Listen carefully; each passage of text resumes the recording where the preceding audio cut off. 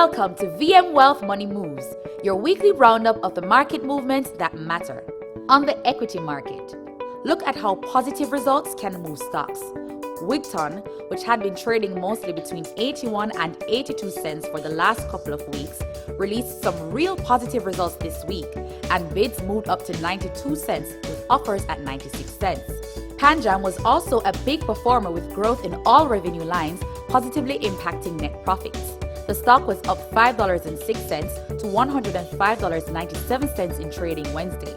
Elite Diagnostics on the junior market is not to be left out, with bids up to $7.35, trading as high as $7.40. Despite these up moves, the market is down, with financial stocks like NCB Financial Group, Scotia Group, and JMMB Group weighing it down.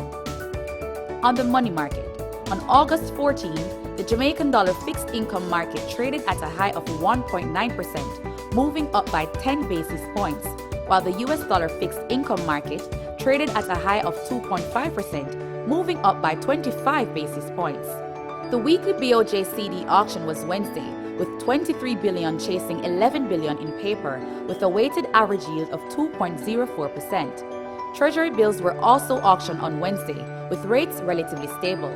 The 91-day yield came out at 1.84%, up 3.5 basis points. The 182-day yield was 1.87%, up 5 basis points, and the 273-day yield was 2.01%, down 3.5 basis points. On the bond market, investors have been reacting to the slowing global economic growth, sending the benchmark US 10-year Treasury note plummeting to 1.58% on Wednesday. Investors are fearful of the inverted US and British yield curves. In the bond market, an inversion of the yield curve signals that a recession is imminent. Earlier in the week, the price of emerging market bonds fell on news that Argentina's presidential primary race was won by opposition leader Alberto Fernandez and by a greater than expected margin over incumbent President Mauricio Macri. Market perception is that if he wins the election in October, we could see a renegotiation of government bonds and the IMF program.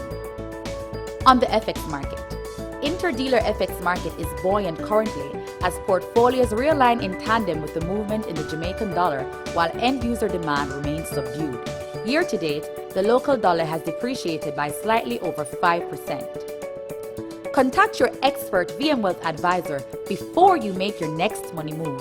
Email wealthinfo@myvmgroup.com.